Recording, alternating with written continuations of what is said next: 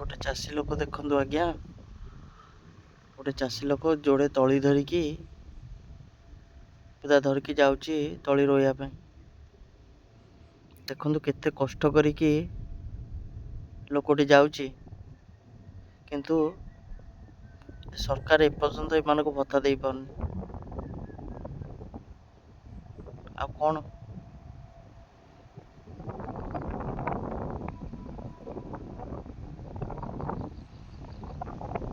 ଦେଖନ୍ତୁ ଆଜ୍ଞା,